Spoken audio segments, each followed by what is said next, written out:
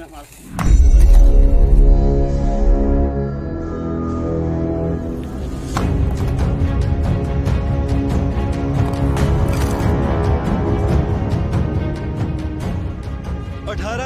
2018 बल्लभगढ़ में metro rail की शुरुआत हुई। प्रधानमंत्री नरेंद्र मोदी खुद उसका उद्घाटन करने पहुंचे थे। इसके बाद प्रधानमंत्री मोदी पलवल स्थित दुधौला गांव में विश्वकर्मा कौशल विश्वविद्यालय की आधारशिला भी रखी थी। लेकिन प्रधानमंत्री नरेंद्र मोदी को उस समय क्या पता था, इस 989 करोड़ के प्रोजेक्ट में एक घोटाला सामने आएगा। घोटाला भी ऐसा शख्स करेगा जो वहां पर मौजूदा विधायक है। कौशल विश्वविद्यालय की आधारशिला रखे अभी महीने भर का भी वक्त नहीं बीता था कि वहां के ग्रामीणों का आक्रोश शुरू हो गया। ग्रामीणों के लगातार हमारे पत्रकारों के पास फोन आने लगे। जब हमारे पत्रकार वहां पर ग्राउंड रियलिटी चेक करने दुधौला गांव पहुंचे और विश्वकर्मा कौशल विश्वविद्यालय की आधारशिला और वहां पर चल रहे काम के बारे में जायजा लिया, तो सीधे तौर पर घोटाला सामने आया। जब वहां के सामान की गुणवत्ता जांची गई तो उसमें सीधे तौर पर घटिया सामान का प्रयोग देखा गया। उन्होंने सीधा आरोप लगाया कि इसमें मौजूदा विधायक पंडित टेक चंद शर्मा और उनके रिश्तेदारों की मिलीभगत है। जिस समय प्रधानमंत्री नरेंद्र मोदी इसका उद्घाटन कर रहे थे, उस समय विधायक ने कहा था कि इस यूनिवर्सिटी के बनने से युवाओं की बेरोजगारी की समस्या का समाधान होगा और उनको स्वरोजगार मिलेगा। लेकिन आज हालात दूसरे हैं। जब हमारे खोजी पत्रकार रविंदर तिवारी और धीरज कौशिक ने सामानों की गुणवत्ता का जायजा ले लिया, तो देखिए कैसे ईंट टूट रही है, कैसे एक झटके में ही दीवार टूट जा रही है। लेकिन हमारी खबर के फौरन बाद प्रशासन सख्ते में आ गया। विधायक से हमारे पत्रकार धीरज कौशिक ने बार बार संपर्क साधने की कोशिश की, उनकी प्रतिक्रिया भी जाननी चाहिए, लेकिन उन्होंने सीधे तौर पर मना कर दिया।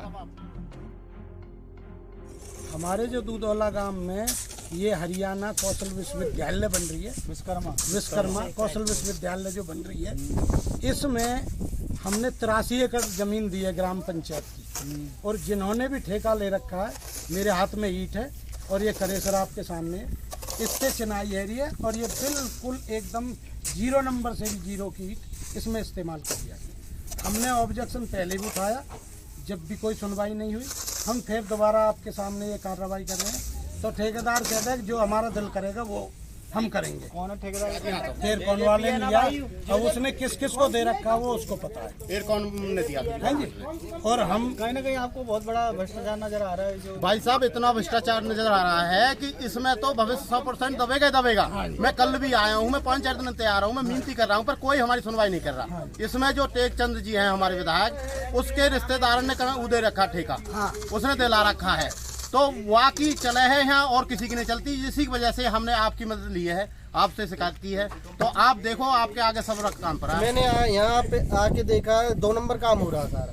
ये ठेकेदार बिल्कुल 2 नंबर काम कर रहे हैं। हमारे भविष्य, हमारे आने वाले बच्चों के भविष्य को खत्म करना चाहते हैं। ये बिल्डिंग टूट जाएगी, क्या काम हो रहा है? 2 नंबर का काम है। निकाल ईंटें कैसी हैं? 2 नंबर ईंट है। 2 नंबर भी नहीं, कभी 2 नंबर से 13 ईंट है और मटेरियल कम से कम 10 एक का है, कम से कम 10 एक का। बहुत गंदा काम। और ये टेक चंद है जो इसका कमीशन है, फुल कमीशन है इसका। इसके रिश्तेदार हैं इसमें, जिसने ठेके ले रखे कई उनने दे रखे। और ये शिकायत किया आपने? कई बार हमने यहाँ आता गांव में, जब भी अभी आता जाता रहता खूब कही। 30 दिन विधायक को चक्कर लगता है कॉलेज में, 30 दिन विधायक आता है। विधायक जी ने तो विधायक जी से तो कह देता ठीक है भाई, ठीक है। वो ये नहीं कह रहा कि गलत काम चल रहा है। अधिकारी भी अपना पल्ला झाड़ते दिखे।